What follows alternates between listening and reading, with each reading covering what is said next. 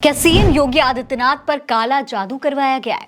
क्या यूपी के अधिकारी जादू टोना करने लगे हैं? आखिर क्यों अपनी ही सरकार और प्रशासन पर भाजपा के ये विधायक इतने बड़े बड़े आरोप लगा रहे हैं? दोस्तों, एक दिन पहले ही गाजियाबाद के लोनी से भाजपा विधायक नंद किशोर गुर्जर की पुलिस से भिड़ंत हो गई थी। इस भिड़ंत में विधायक का कुर्ता फट गया था।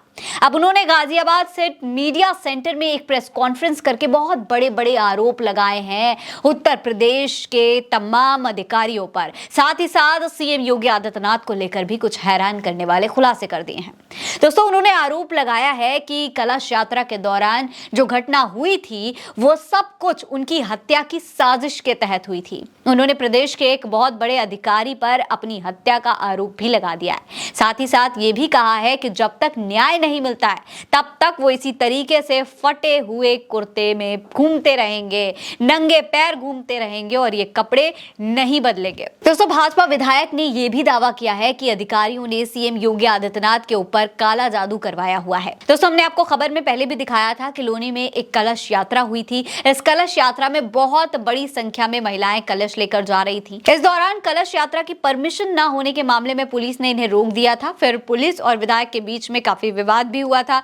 इस छीना झपटी में वो जब झड़प हुई तो विधायक जी का कुर्ता फट गया। विधायक यानी कि नंद किशोर गुर्जर का कुर्ता फट गया। वो जमीन पर गिर गए और उसी स्थिति में उन्होंने वहां पर प्रदर्शन किया, जिसके बाद पुलिस को बैकफुट पर आना पड़ा था। दोस्तों, इस मामले को लेकर नंद किशोर गुर्जर ने एक प्रेस कॉन्फ्रेंस की और अपनी बात रखी। फटे कपड़े और नंगे पांव में यहाँ पर विधायक महोदय पहुंचे थे। उसी स्थिति में नजर आ रहे थे जिस स्थिति में वो वहां पर कलश यात्रा निकाल रहे थे। जिस फटे कुर्ते में उन्हें कलश यात्रा निकालनी पड़ी थी, उसी फटे कुर्ते में वो यहाँ इस प्रेस कॉन्फ्रेंस में भी नजर आए और इस दौरान उन्होंने आरोप लगाया कि इस साजिश का आभास उनको पहले ही हो चुका था। यानी कि अपनी हत्या की जो साजिश उनकी हो रही थी उसका आभास उन्हें पहले ही लग चुका था। उन्होंने ये कहा कि लखनऊ में बैठे एक उच्च स्तर के अधिकारी ने इसकी पूरी योजना बनाई थी, पूरी प्लानिंग के तहत ये सब कुछ हुआ था।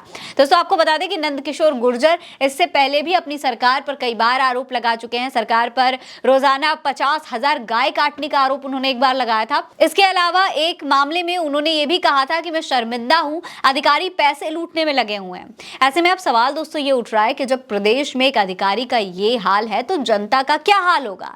इस बारे में भी उन्होंने अपनी बात कही। उन्होंने ये कहा कि वो भ्रष्टाचार और गरीबी पर बार बार सवाल उठाते हैं, अत्याचार का विरोध करते हैं और इसी वजह से ये सब कुछ उनके साथ हो रहा है। उन्होंने आरोप लगाया कि अधिकारियों ने मुख्यमंत्री योगी आदित्यनाथ के ऊपर काला जादू भी करवा दिया है।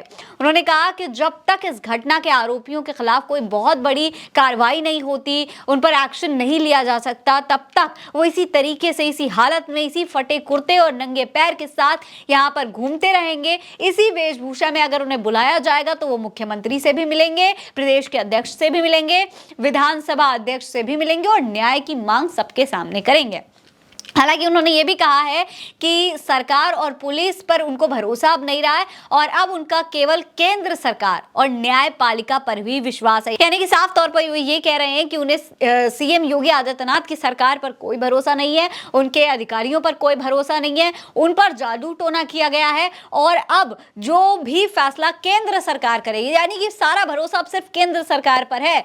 जो भी केंद्र सरकार चाहेगी, जो केंद्र सरकार न्याय देगी, उस पर वो भरोसा करेंगे। इस पर आपकी क्या राय है? कमेंट सेक्शन में लिखकर हमें जरूर बताएं। ये खबर आप भारत एक सोच पर देख रहे हैं। नमस्कार।